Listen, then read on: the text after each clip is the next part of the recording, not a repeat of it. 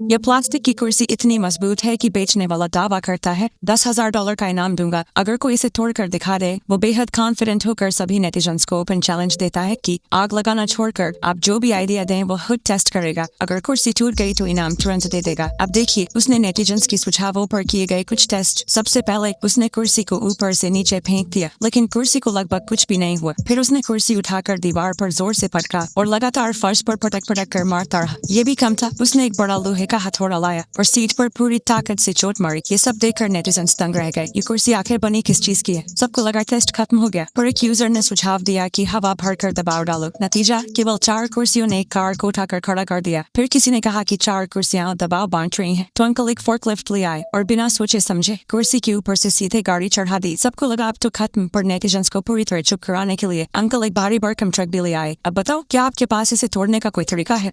यह इंसानी इतिहास का शायद सबसे अजीब और सबसे जल्दबाजी में बनाया गया झूठ पकड़ने का तरीका है। सिर्फ 2 गट्ठर सूखी घास की मदद से यह टेस्ट किया जाता है कि सामने वाला झूठ बोल रहा है या नहीं। अफ्रीका के कुछ जनजातियों में यह एक बहुत पुराना तरीका माना जाता है। सीधी सी बात यह है कि 2 गुच्छे घास के लेकर किसी व्यक्ति की गर्दन पर तेजी से घुमाए जाते हैं। अगर वह इंसान सच बोल रहा हो तो घास उसकी गर्दन को आसानी से पार कर जाती है, लेकिन अगर वह झूठ बोल रहा हो तो दोनों घास के गुच्छे उसकी गर्दन में उलझ जाते हैं, जैसे किसी ने उसे पकड़ लिया हो। हर बार टेस्ट शुरू होने से पहले जिस व्यक्ति की जांच हो रही होती है उसे कसम खानी पड़ती है कि वह सच बोल रहा है। फिर उसके पीछे खड़ा व्यक्ति 2 घास के गुच्छों को उसकी गर्दन के पास तेजी से घुमाता है। पहले जिन लड़कों का टेस्ट किया गया उनमें कोई भी झूठा नहीं निकला, क्योंकि घास आसानी से उनके गले को पार कर गई। लेकिन आखिर में आए एक लड़के के साथ अजीब हुआ। उसने कसम तो खाई पर घास उसकी गर्दन में फंस गई। बस फिर वहीं सब तय कर लेते हैं कि वही झूठ बोल रहा था। कई बार कई लोगों को जल्दी टेस्ट करने के लिए घास के गुच्छों को सामने की ओर ऐसे रखा जाता है जैसे कोई झूठ पकड़ने का दरवाजा हो। सब लोग कसम खाते हैं और फिर उस घास के बीच से होकर निकलते हैं। शुरुआत में तो सब साफ निकल जाते हैं, लेकिन जब एक टोपी वाले लड़के की बारी आती है वह कसम खाता है और तभी घास उसके कपड़ों में उलझ जाती है। इसका मतलब उन्हें लगता है कि वही चोर है। अफ्रीका की कई जनजातियों में आज भी लोग इस तरीके पर विश्वास करते हैं, लेकिन कुछ लोगों ने इसे निजी तौर पर टेस्ट किया और पाया कि असल में घास पकड़े हुए व्यक्ति का रोल सबसे बड़ा होता है, क्योंकि अगर वह दोनों घास के गुच्छों को हल्का सा घुमा दे तो घास आपस में फंसकर किसी के भी गले में आसानी से उलझ सकती है।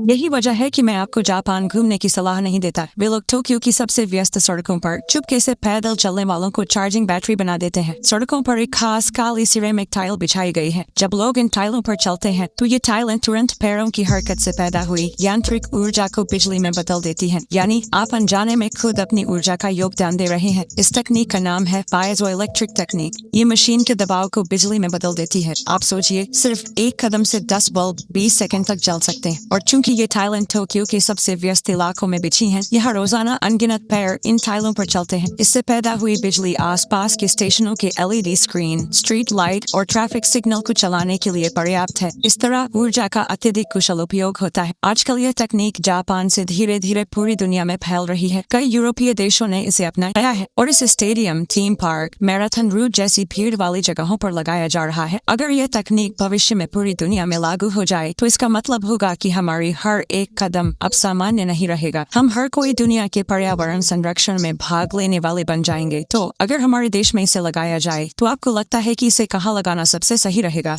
दुनिया में सबसे ज्यादा लचीली त्वचा वाला एक आदमी है। वो अपनी त्वचा को ऐसे खींच लेता है जैसे कोई मास्क पहन रहा हो। और हैरानी की बात यह है कि इतनी जोर से खींचने के बाद भी उसकी त्वचा ढीली नहीं पड़ती। जैसे ही छोड़ता है त्वचा तुरंत अपनी जगह वापस आ जाती है। उसके पूरे शरीर की त्वचा इसी तरह खींची जा सकती है। सिर्फ गर्दन ही नहीं, उसकी पलकों तक को असाधारण तरीके से लंबा खींचा जा सकता है। यहाँ तक कि घुटने की त्वचा को खींचकर वो एक ऐसा छेद बना देता है जिसमें लोग अपनी उंगली डाल सकते हैं। और हाथों की त्वचा तो उसके लिए सबसे आसान है। उसका नाम है गैरी टर्नर। बचपन से ही उसे एक दुर्लभ बीमारी है जिसकी वजह से उसकी त्वचा असामान्य रूप से खींचती है। वह अब तक सबसे ज्यादा खींचने वाली त्वचा के लिए विश्व रिकॉर्ड धारक है। उसके पेट की त्वचा सबसे ज्यादा खींचती है। माप के अनुसार वह 15.8 सेंटीमीटर तक खींच सकती है। आजकल वह अपने इसी अनोखे शरीर के साथ दुनिया भर में शो करता है। इसी तरह एक और आदमी है जिसका नाम है फ्रांसिस्को। उसके मुंह की त्वचा भी मनचाहे तरीके से खींची जा सकती है, सीधे, तिरछे, जैसा चाहो वैसा। और उसका मुंह इतना बड़ा खुलता है कि वह दुनिया का सबसे चौड़ा मुंह होने का रिकॉर्ड बना चुका है। पूरी तरह खींचने पर उसके मुंह की चौड़ाई लगभग 17 सेंटीमीटर हो जाती है। इससे मुझे हिप्पो की याद आ जाती है। उसका बड़ा मुंह एक और कमाल दिखा सकता है। एक कप को मुंह में पकड़ना उसके लिए बहुत आसान है, यहाँ तक कि वह एक सोडा कैन को भी आड़े तरीके से मुंह में पकड़ लेता है और कैन उसके मुंह के अंदर अपने आप घूमने लगता है। मुझे बस ये जानने की उत्सुकता है कि उसकी पत्नी रोज उसके इतने बड़े मुंह को देखकर क्या सोचती होगी।